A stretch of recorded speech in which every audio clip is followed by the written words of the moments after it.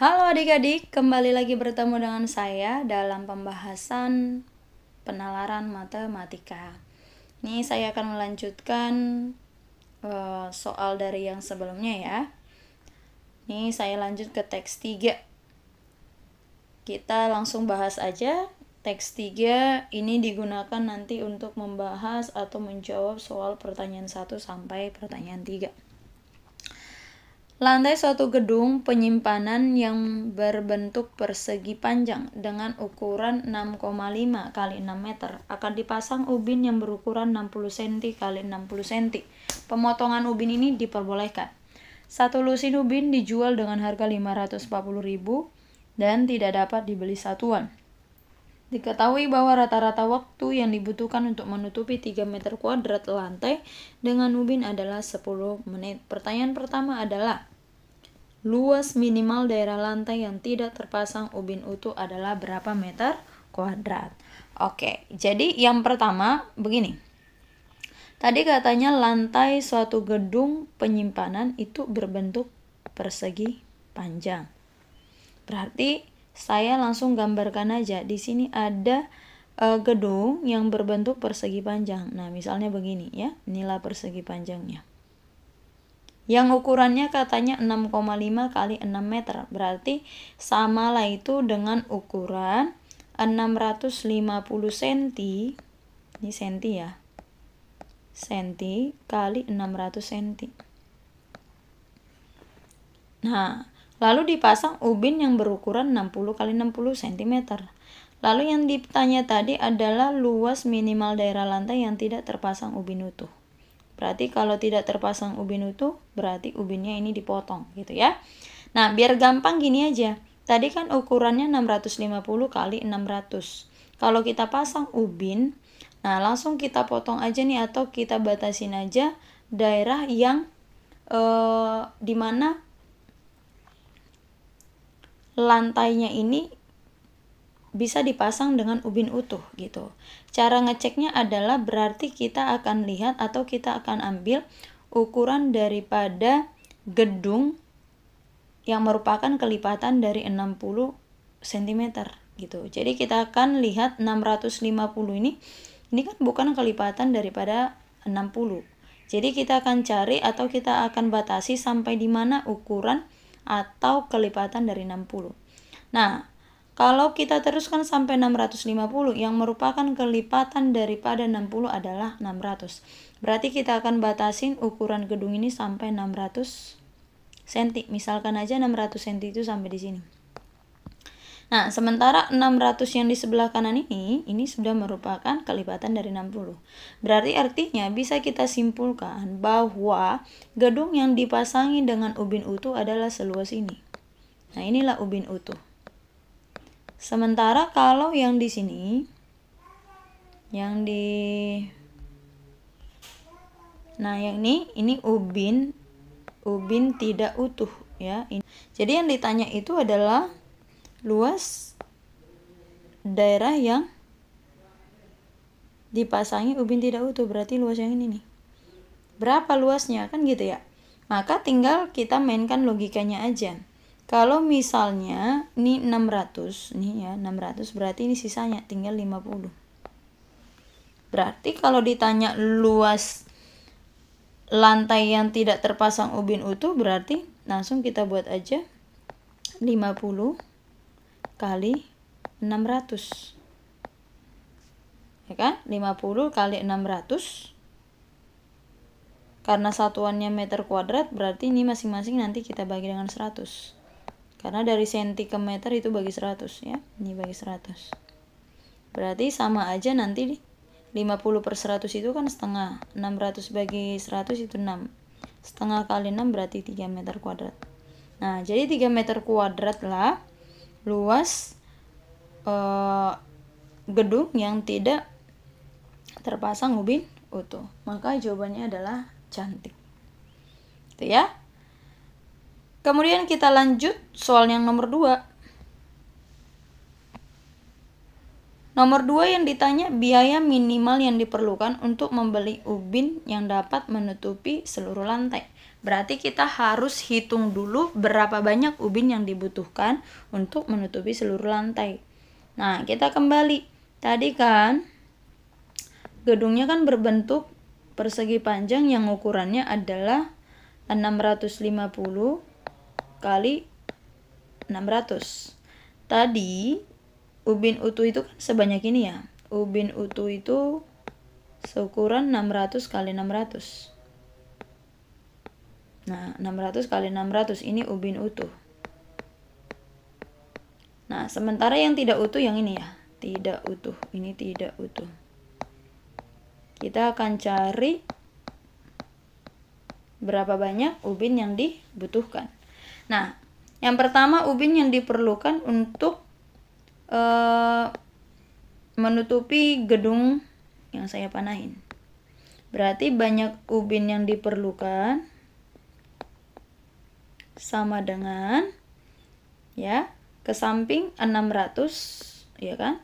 Karena ukuran ubin 60 kali 60 berarti 600 bagi 60 dikali ke atasnya juga 60 ya. Dan panjangnya 600, berarti 600 dibagi 60. Sehingga nanti banyak ubin yang diperlukan ada sebanyak 10 kali 10. Berarti ada 100 ubin yang dibutuhkan untuk menutupi daerah sini. Nah, oke.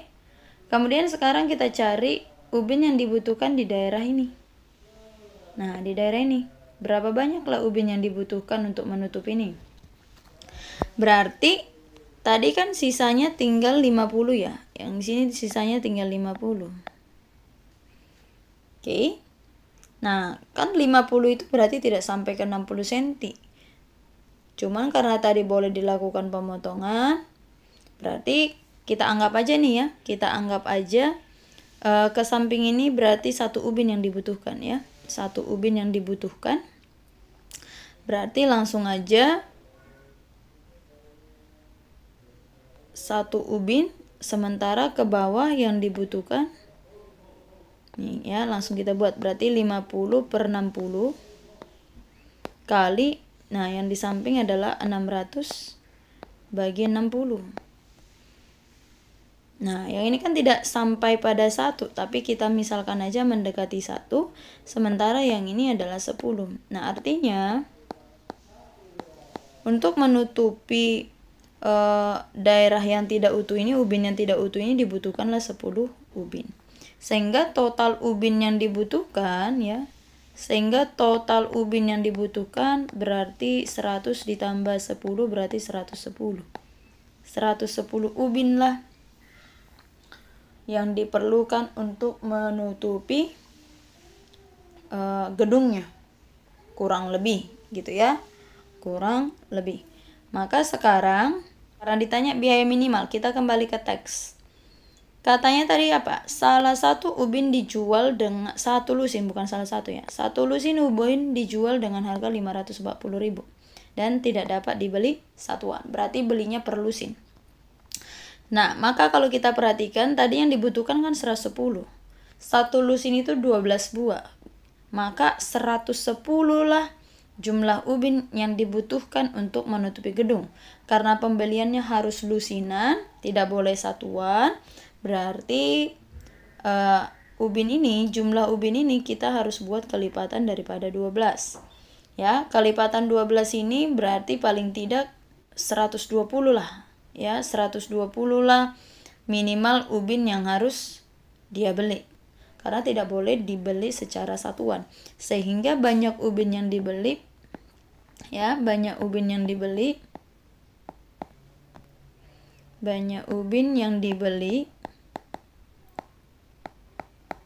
paling tidak harus 120 buah supaya ini merupakan kelipatan daripada 12.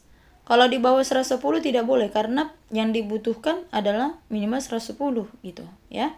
Jadi yang paling mendekati adalah ke 120. 120 buah ini setaralah dengan 10 lusin. Nah, berarti dia harus beli ubin sebanyak 10 lusin. Nah, maka berapa biayanya? Tadi katanya kan 1 lusin itu harganya adalah 540.000.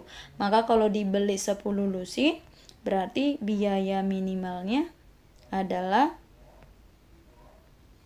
10 dikali 540. Sehingga jawabannya adalah 5.400.000. Oke. Nah, selanjutnya kita lihat ke soal nomor 3. Nomor 3 katanya total waktu yang dibutuhkan untuk memasang ubin pada seluruh bagian lantai. Nih, dia tanya waktunya. Kita baca lagi teksnya. Katanya diketahui bahwa rata-rata waktu yang dibutuhkan untuk menutupi 3 meter kuadrat. Meter kuadrat ini adalah satuan luas. Ya. Setiap 3 meter kuadrat bisa ditutupi dalam waktu 10 menit. Berarti kalau keseluruhan berapalah waktu yang dibutuhkan? Maka yang pertama kita hitung dulu luasnya. Luas daripada gedung itu sama dengan 6,5 dikali dengan 60. 6,5 dikali 6 meter. Katanya tadi setiap 3 meter kuadrat ini bisa dikerjakan dalam waktu 10 menit. Nah, berarti kalau segini luasnya, berapa menit lah dia? Kayak ini tinggal kita bagi 3 aja sih sebenarnya. Tinggal dibagi 3, karena perhitungannya setiap 3 menit. Nah, 6 dibagi 3 ini kan 2. 6,5 kali 2 berarti 13. Artinya 13 kalilah kelipatan si 3 meter kuadrat ini, gitu ya. Jadi 3 meter kuadrat, 3 meter kuadrat, 3 meter kuadrat, 3 meter kuadrat. Nah, sebanyak 13 kali gitu ya. Nah, tadi setiap 3 meter kuadrat kan perlu waktu 10 menit. Berarti kalau ada 13 kali, berarti tinggal 13 dikali 10 menit. Sehingga nanti waktu yang dibutuhkan adalah 130 menit. Maka jawabannya adalah dodol. Oke, demikian pembahasan untuk soal nomor 3. Oke, kita lanjut soal nomor 4. Jika ukuran ubin diganti, manakah ukuran berikut yang dapat menutupi lantai tanpa melakukan pemotongan? Sini katanya tanpa melakukan pemotongan. Berarti kalau tanpa melakukan pemotongan, maka ubin yang kita perlukan haruslah kelipatan dari ukuran gedungnya. Gitu ya. Tadi kan ukuran gedungnya adalah 650 kali 600 gitu ya. Nah, jadi ubinnya itu harus kelipatan dari ukuran yang ini gitu. Yang pertama ukuran ubin yang digunakan adalah 30 kali 30. Cara melihat ini adalah kelipatannya tinggal bagikan aja sih. 30 30. Nah, 650 dibagi 30 ini bukanlah berupa bilangan bulat. Kalau bukan berupa bilangan bulat berarti saat ukuran ubinnya 30 kali 30 pasti akan ada yang namanya pemotongan ubin. Sehingga yang ini tidak mungkin. Yang kedua juga seperti itu. Ukuran ubin yang digunakan adalah 40 kali 40. Kita ulang. Tadi ukuran gedungnya adalah 650 kali 600. Sementara ukuran ubinnya 40 kali 40. Nah, lalu kalau kita perhatikan 650 bagi 40 ini juga bukan berupa bilangan bulat. Yang artinya apa? Saat ukuran ubin seperti ini berarti akan ada yang namanya pemotongan. Sehingga yang ini juga tidak mungkin. Kemudian yang terakhir kalau ubinnya itu adalah 50 kali 50. Berarti tinggal 50 dibagi 50 kali 50. Berarti tinggal masing-masing kita bagi 50. Nah, 650 dibagi 50 ini adalah bulat. 600 bagi 50 ini juga bulat. Berarti dengan ukuran ubin 50 kali 50 jelas tidak akan terjadi yang namanya pemotongan. Sehingga mengakibatkan yang nomor 3 ini mungkin. Maka kalau dia tanya yang manakah yang benar dari A sampai Eko, berarti tidak mungkin, lalu mungkin. Maka jawabannya adalah Eko. Itu ya. Sekarang kita lanjut ke teks 4. Teks 4 untuk menjawab soal nomor 5 dan nomor 6. Dalam pelajaran teori peluang, seorang guru matematika membawa 2 buah kotak yang berisi bola merah dan bola putih. Nah, ada 2 kotak nih. Ada 2 kotak. Misal ini kotak pertama, yang ini kotak kedua. Ini kotak pertama, ini kotak kedua.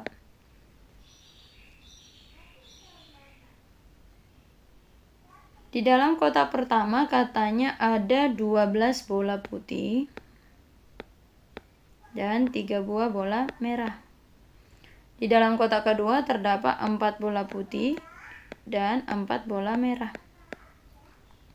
Dari setiap kotak diambil 1 bola dan diamati warna bola yang terambil.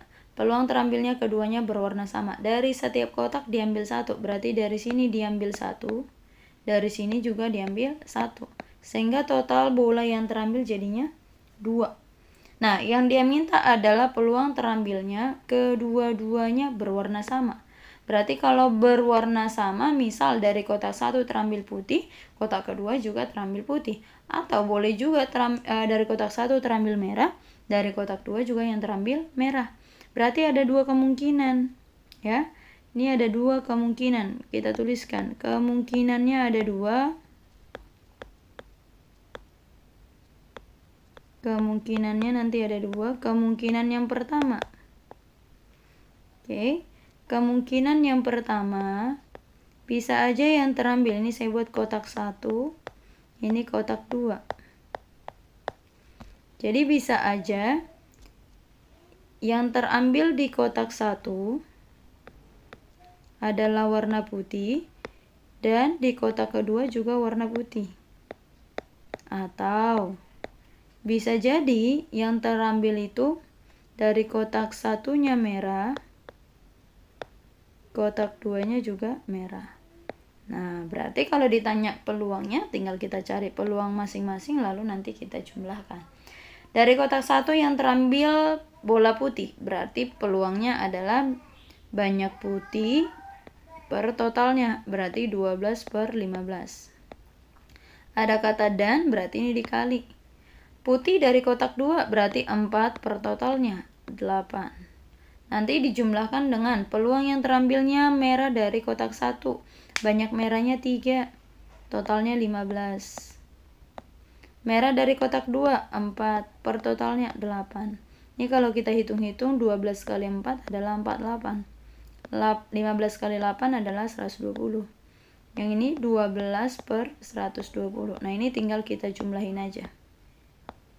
Kalau kita jumlahin berarti 48 per tambah 12 jadinya 60 per 120 atau setara dengan setengah. Maka jawabannya adalah dodol. Oke, kita lanjut soal yang nomor 6. Jika dari kotak 1 dan kotak 2 masing-masing diambil 2 bola 1 per 1 dengan pengembalian, maka peluang yang terambil adalah 1 bola merah. Yang pertama, saya ulang lagi, saya tulis. Ini ada 2 kotak, ini kotak 1, yang ini kotak 2. Nah, di mana kotak 1 ini terdiri dari 12 bola yang berwarna putih dan 3 bola merah. Sementara kotak kedua ada 4 buah bola merah dan 4 buah warna putih. Jika dari kotak 1 dan kotak 2 masing-masing diambil 2 bola 1 per 1 dengan pengembalian. Berarti dari sini diambil 2, dari sana juga diambil 2. Lalu dia tanya peluang yang terambil adalah 1 bola yang berwarna merah. Berarti diambilnya satu-satu, misal yang terambil itu putih dan merah. Dari kotak 1 pertama diambil putih, dikembalikan lalu ambil lagi merah. Intinya harus ada 1 yang berwarna merah. Nah, sementara yang kotak 2 juga seperti itu. Yang terambil misalnya putih baru merah. Maka Kalau ditanya peluangnya, berarti peluang yang terambil itu adalah putih. Peluangnya adalah 12/15. Oke. Lalu dikali dengan merah. Merahnya berarti 3/15. Nah, kemudian untuk ini hasilnya sama dengan 36 per. Atau ini boleh kita sederhanakan dulu ya. Kita sederhanakan, berarti ini 1/5. Kita sederhanakan, sama-sama dibagi 3, ini 4. Bagi 3, ini 5. Berarti ini jadinya 4/25. Kemudian untuk kotak kedua yang terambil putih, berarti peluang putih adalah 4/8. Peluang merah juga 4/8 karena bolanya dikembalikan. 4/8 itu setengah, berarti setengah kali setengah adalah 1/4. Maka kalau ditanya berapa peluangnya, berarti tinggal kita totalkan aja. Berarti 4/25 tambah 1/4. Ini biar gampang, kita kali aja 4 kali 4 tambah 1 kali 25 per 4 kali 25. Berarti ini sama dengan 16 tambah 25 per 100. Jadi 16 tambah 25 ini sekitar 41 dibagi 100. Berarti sekitar 0,41. Atau yang paling mendekati adalah 0,4. Maka jawabannya adalah ayam.